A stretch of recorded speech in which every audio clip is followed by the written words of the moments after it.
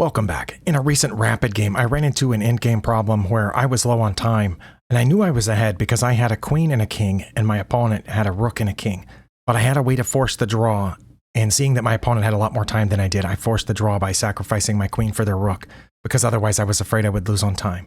But then, I did a video in which I practiced that position against Stockfish, and we went to 50 moves, and it ended up being a draw anyway.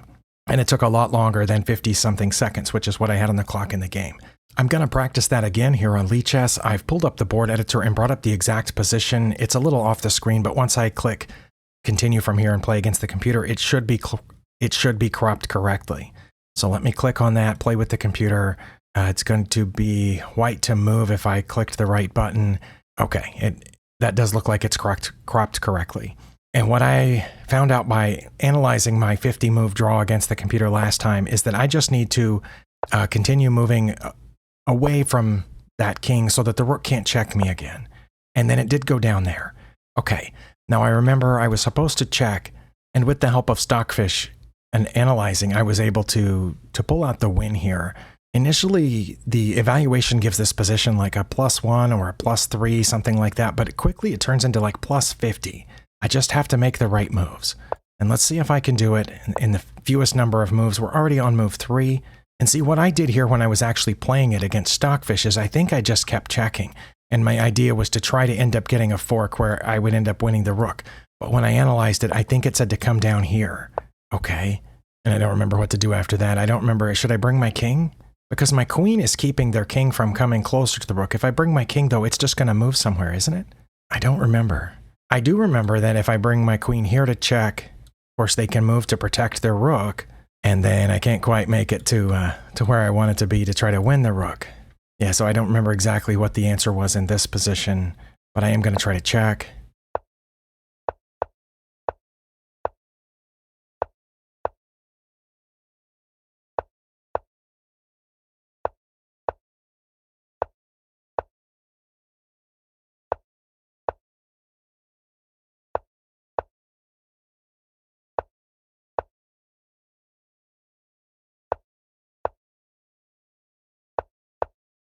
Oh, the king moved. Okay. I should come forward one, right? Because then they're starting to run out of moves at that point, I think. Because if they check me, then that would be mate. Wait, if I take it, it's a stalemate, right?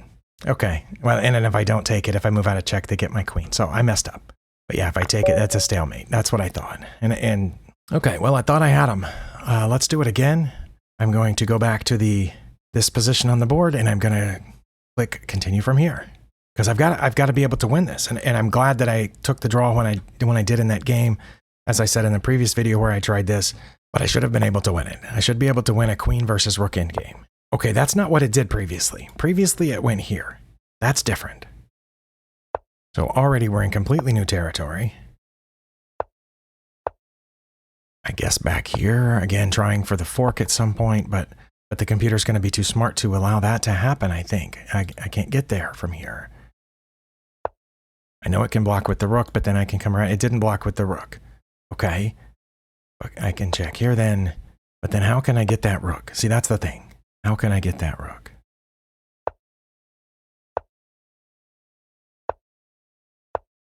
Just going to keep going for it until I can figure out a way to fork the pieces or checkmate some other way. And also try to avoid the stalemate problem that I just had on the last one. Let's see. No forkability here. Although we're getting close. I'd love to be right there.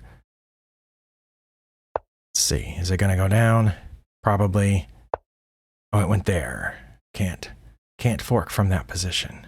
Okay. Oh, that would be bad. Wow. You saw what I almost did, right? Okay. Let's not do that. And if it checks me, I go this way. It didn't check me. It went after my queen. Okay. Then I will come a little closer.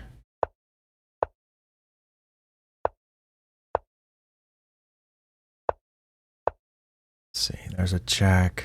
It's not quite a fork. I would need to be able to go here to E5 to fork them, or H2. But I can't get to one of those right now.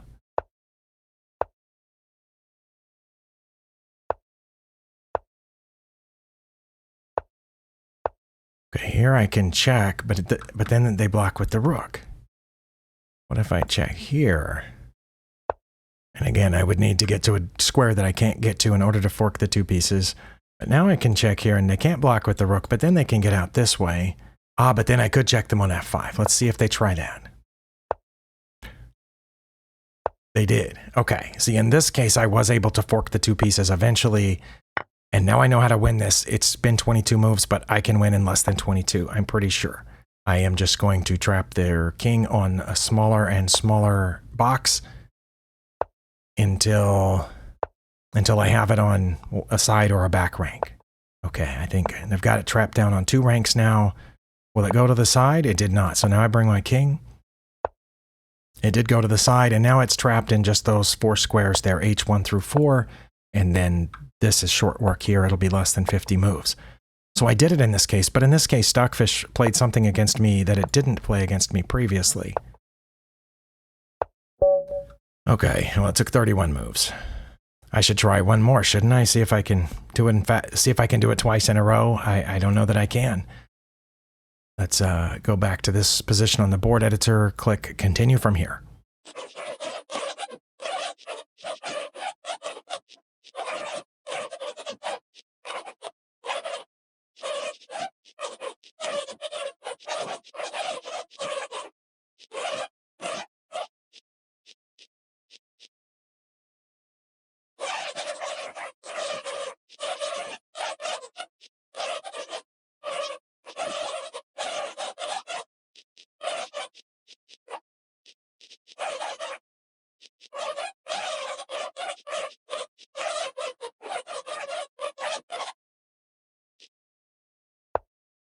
Oh, it came forward. I didn't expect that. Okay. Yeah, I think we're going to end up hitting 50 moves again. Because I don't know what rules or principles are guiding this whole scenario and how I can use them to my advantage just because I have a more powerful piece in the queen. Okay, now here I can come closer, which I think is one thing that I need to do, but then they check. Oh, no, they can't check me there. Wait, if I come closer, what do? The king can't move, and if they come here, that's mate. So they have to move the rook. Where would they move the rook? Did I figure it out? It's another situation where if I take the rook, it's a stalemate. I did it again. Okay, that's really frustrating. Was that 3 times and I only won once and stalemated twice? And of course, the time that I won, it took a lot longer than the 50 seconds that I had in the game. Okay, well, this is clearly an end game I'm having trouble with. Maybe some of you are as well. The only way that I know how to solve these is to keep practicing them until I find, like I said, a set of guidelines or principles that would help channel my ideas or help guide my plan in this type of endgame. Like, I kind of have that, and probably you do too, when it comes to passed pawns. Whether we got them from books or just from experience or from watching YouTube videos or online course or something. I spent a lot of time with Daniel Naroditsky's endgame something. There's a playlist on his YouTube channel where he first defines passed pawns, talks about how to create passed pawns in certain known positions with pawns versus pawns, and how you can work backward from the position that you want and work backward to the position that you have to figure out how to get the position that you want. Anyway, I went through, I don't know, maybe 5 or 8 of those videos, and that helped me a lot. So I have it kind of, even if it's a little vague, I have an idea of principles and guidelines for passed pawn situations. But this situation, king and queen versus king and rook, I don't have, but some of my opponents do. I've been in the situation, and their queen just zip, zap, zoop, and my rook is gone. So this clearly is something I need to work on. I'm going to do it one more time and continue from here. Okay.